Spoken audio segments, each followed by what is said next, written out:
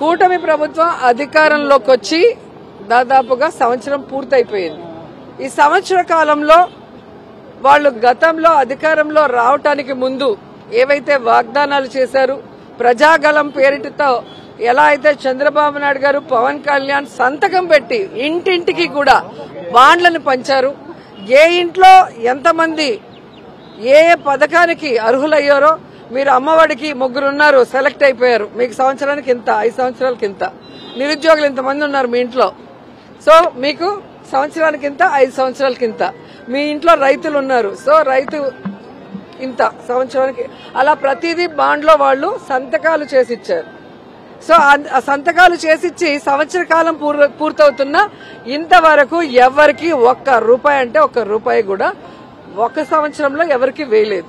మొన్న పొదిలిలో జగన్మోహన్ రెడ్డి గారికి వచ్చిన ఆ జన సమూహాన్ని, జన సునామీని చూసి భయపడి రాత్రికి రాత్రి జీవోని తయారు చేసి తల్లికి వందనం అని చెప్పి మాట్లాడారు. గాని జగన్మోహన్ రెడ్డి గారు ఇచ్చిన 84 లక్షల మంది తల్లులకి ఇవ్వలేని వాళ్ళు ఇక 2 ఉంటే 30, 3 ఉంటే 45 ఎలా ఇస్తారో 45,000 మీరే ఒకసారి ఆలోచించాలి.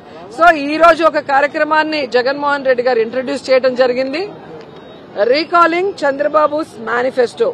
చంద్రబాబు మేనిఫెస్టోని గుర్తుకు తెస్తూ అంటూ ఈ క్యూఆర్ కోడ్ ఉంటుంది. దీన్ని వాళ్ళ ఫోన్లో వాళ్ళు ఓపెన్ చేస్తే చంద్రబాబు నాయుడు, పవన్ కళ్యాణ్ గారు ఎన్నికల ముందు ఏం చెప్పారు, 2024లో వాళ్ళ అధికారంలోకి వస్తే జూన్ నుంచే ఏమేమి ఇస్తాము అని వాళ్ళు మాట్లాడారు. అండ్ ఏ ఆంక్షలు లేకుండా ప్రతి ఒక్కరికి కూడా మేము అందజేస్తాం, మేము ఇచ్చిన మేనిఫెస్టోని అని చెప్పడమే కాకుండా జగన్మోహన్ రెడ్డి గారు ఇచ్చినవి కూడా మేము కంటిన్యూ చేస్తామని చెప్పి ఈరోజు ఈ రాష్ట్రంలో ఉన్న ప్రతి ఒక్కరిని ఎలా మోసం చేశారో ప్రతి ఇంటికి తీసుకెళ్లే కార్యక్రమాన్ని ఈరోజు శ్రీకారం చుట్టడం జరిగింది. సో దొంగ మాటలు, దొంగ మేనిఫెస్టోలు చూపించి కూటమి ప్రభుత్వం ఎలా అధికారంలోకి వచ్చిందని ఈ రోజుకి కూడా ప్రతి ఒక్కరికి ఆశ్చర్యం. ఎందుకంటే దాదాపుగా 40% ఓటింగ్ జగన్ గారికి ఉన్నప్పుడు వీళ్ళు ఎలా అధికారంలోకి వచ్చారు, జగన్మోహన్ రెడ్డి గారికి ఎందుకే 11 సీట్లు అనేది చాలా మందికి అనుమానాలు.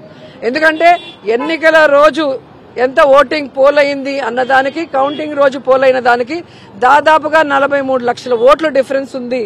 దాన్ని ఎన్నికల కమిషన్ ఎంక్వైరీ చేయాలి, అలాగే కోర్ట్స్ కూడా దీన్ని చూడాలి. అంటే 10 రోజుల్లో జీవో ఇచ్చి 6 నెలలు ఉండాల్సిన ఈవీఎంలను డిస్ట్రాయ్ చేసిన విషయం అందరూ కూడా గుర్తుపెట్టుకున్నారు.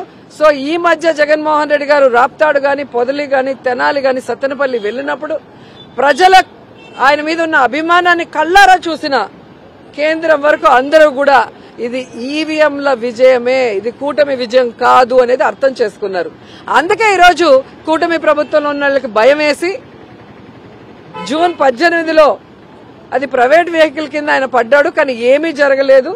ఆయనకు ఒక సైడ్ కొంచెం స్వల్ప గాయాలైతే 108లో హాస్పిటల్కి పంపించామని చెప్పి యాక్సిడెంట్ చేసిన ప్రైవేట్ కారు నెంబర్ ని డిస్ప్లే చేస్తూ ఆ కార్ని సీజ్ చేయడం కూడా జరిగింది. మళ్ళీ జూన్ 22కి ఎలా మారింది, జగన్మోహన్ రెడ్డి గారు కారు కింద ఒక తలకాయ దొల్లినట్టు వాళ్ళు ఒక వీడియోని సోషల్ మీడియాలో రిలీజ్ చేసి దాని మీద షర్మిల గారితో, పయ్యావల్ గారి కేశవతో, అలాగే చంద్రబాబు నాయుడు గారు హోంమంత్రి ఎలా మాట్లాడిన తర్వాత ఎస్పీ గారు అవును జగన్ గారి కారు కిందే జరిగింది అని మాట్లాడారు. అంటే మీరు అర్థం చేసుకోవాలి, ఇదంతా కూడా జగన్ గారికి వస్తున్న జన సపోర్ట్ ని చూసి జలసీతో చేస్తున్నదే. ఈ రోజు వరకు Z+ కేటగిరీ ఉన్న జగనన్నకి ఒక మంచి బుల్లెట్ ప్రూఫ్ వెహికల్ ఇవ్వరు, పోలీస్ ప్రొటెక్షన్ ఇవ్వరు, రో పార్టీ ఇవ్వరు. సో ఎవరిది ఫెయిల్యూర్ ఒకసారి చెప్పండి.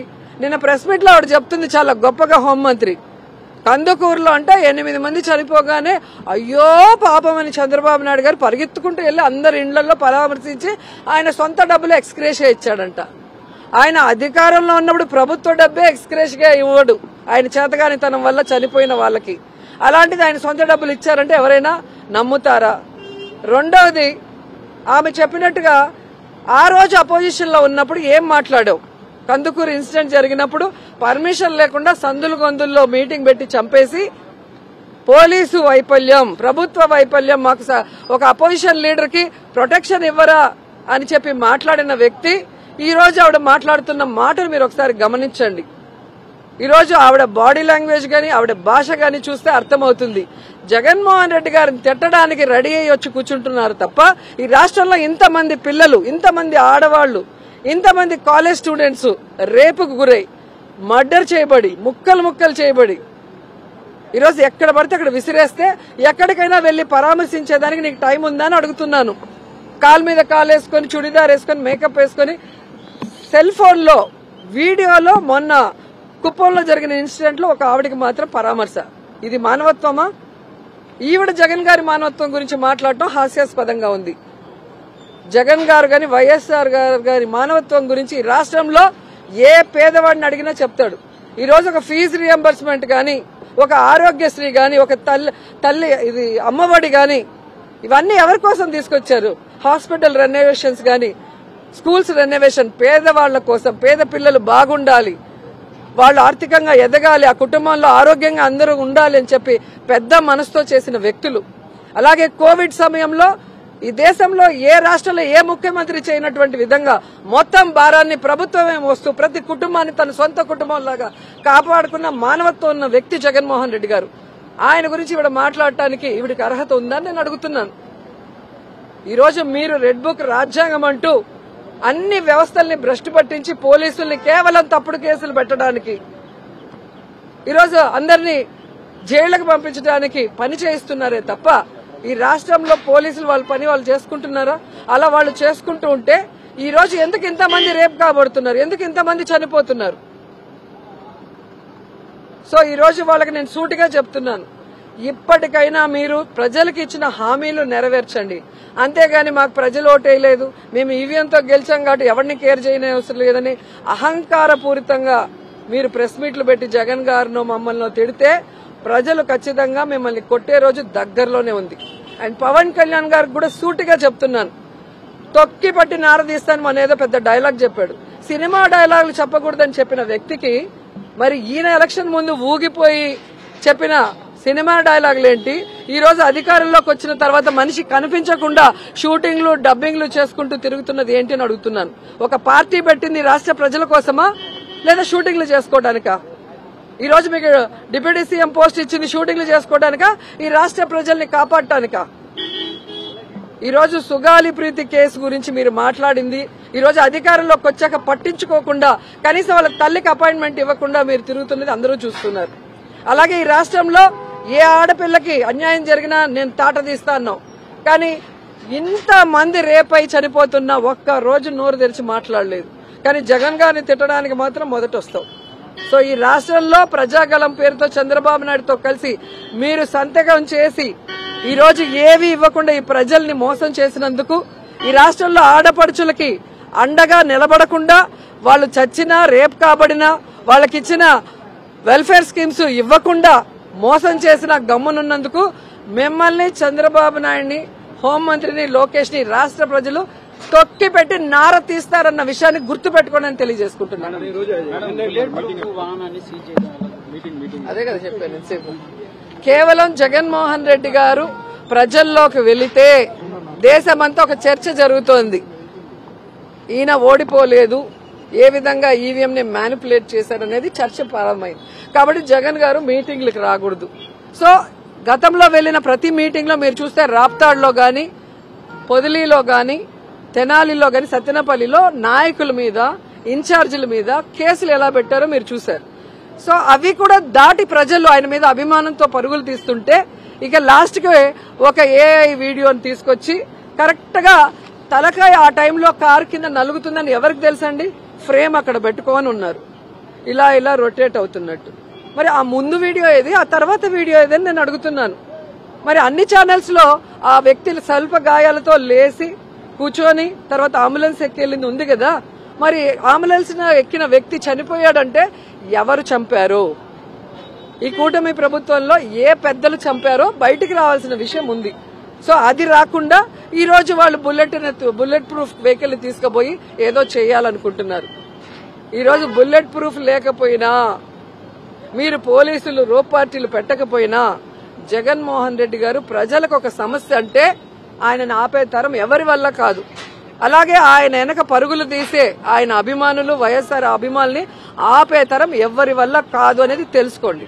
మేడం, జగన్ గారు డైరెక్ట్ గా నిరసనలో పాల్గొనట్లేదు అనే విధంగా టీడీపీ అనేక సార్లు విమర్శ చేస్తుంది. ఈ రోజు ఆ నిర్ణయం కూడా తీసుకున్నారనే ఒక్కడికైనా ఇక్కడ ఇల్లుందా అని నేను అడుగుతున్నా. 4 సార్లు ముఖ్యమంత్రి అయ్యాడు చంద్రబాబు నాయుడు, ఇల్లుందా? పవన్ కళ్యాణ్కి ఇల్లుందా? ఏ లీడర్కి ఉంది చెప్పండి? షర్మిలమ్మకి ఇక్కడ ఇల్లుందా? జగన్మోహన్ రెడ్డి గారికి పులివెందులో ఓటు ఉంది, ఇల్లుంది.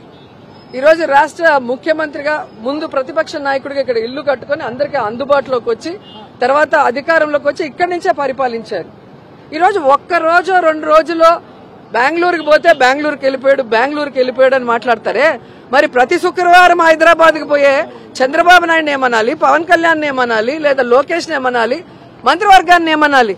వీళ్ళు ప్రతి శుక్రవారం హైదరాబాద్కు పోవటం వల్లే కదా విజయవాడ ఆల్మోస్ట్ మునిగిపోయింది, పిఠాపురం మునిగిపోయింది. ఇలా మాట్లాడతారు జగన్మోహన్ రెడ్డి గారి గురించి. సో మీకు ఓటు లేదు, ఇల్లు లేదు. జగన్ గారి మీద భయంతో ఇప్పుడు రెంట్ ఇల్లులు తీసుకుని కొత్త ఇల్లులు కట్టుకుంటున్నారు. ఓట్లు అక్కడో ఇక్కడో పెట్టుకున్నారు. ఏ నియోజకవర్గంలో నించుంటామో మీకే తెలియక ఎక్కడో పిఠాపురం నుంచి విజయవాడలో ఓటేసినారు పవన్ కళ్యాణ్, మీరు చూశారు. అంతకుముందు ఎక్కడేస్తారో చూడండి. చంద్రబాబు నాయుడు 4 సంవత్సరాలుగా ఎక్కడ వేస్తున్నాడో చూడండి. 4 సార్లు ముఖ్యమంత్రి అయ్యాడు కదా. సో 20-25 ఇయర్స్ గా ఎక్కడ ఓటేస్తుంది ఆ ఫ్యామిలీ చూడండి. వాళ్ళకి ఈ రాష్ట్రం మీద ప్రేమ లేదు, ఈ రాష్ట్ర ప్రజల మీద ప్రేమ లేదు. కేవలం అధికారం మీద మాత్రమే వ్యామోహం. ఒక జగనన్నకి, వైఎస్ఆర్ గారికి మాత్రమే రాష్ట్ర ప్రజల మీద గౌరవం, ప్రేమ, వాళ్ళకి మంచి చేయాలన్న ఆలోచన ఉంది. కాబట్టే వాళ్ళ ఓటు కడపలో ఉంది, వాళ్ళ ఇల్లు కడపలో ఉంది. అది చాలు కదా.